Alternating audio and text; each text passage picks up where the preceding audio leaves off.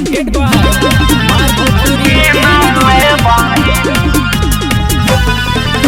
by Rohit Swaraj.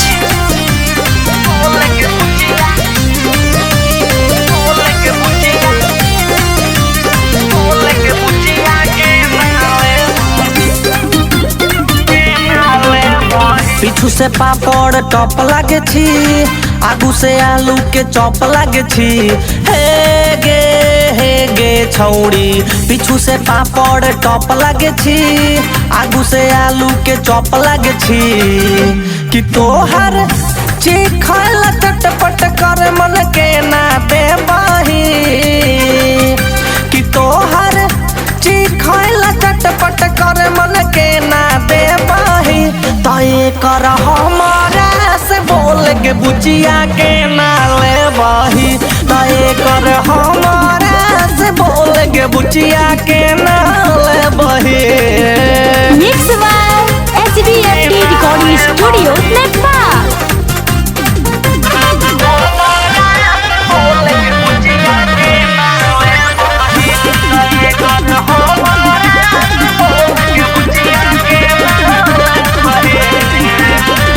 Top कई छोलार देख के तोहार समान गे, काठी से टंगल ही तोहार लागे छौ कमान गे।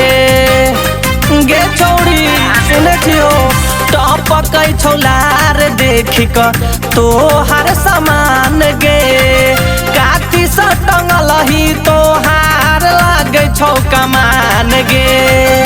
किया को चौल के जिलेबिया के छेना है बही, किया को चौल का जिलेबिया के छेना है बही।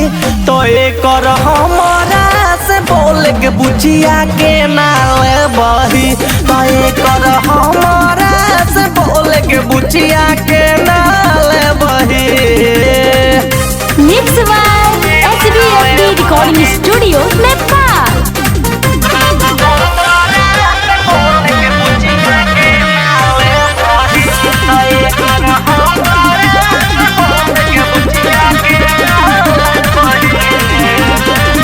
राइटर साकी मांगो रोज ये स्टेज पर, कहिया बोलै बही गे हमारा तुसे जब सुने छी हो।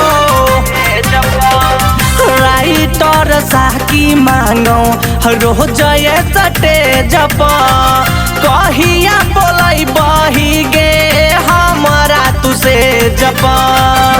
कि तू तो भजे बडबल जे दीपक से छुए बही, कि तू तो भजे बडबल जे दीपक से छुए बही। कि ये कर हमारा के बोल के बुचिया के नाले बही, तो ये कर हमारा से बोल के बुचिया के नाले बही।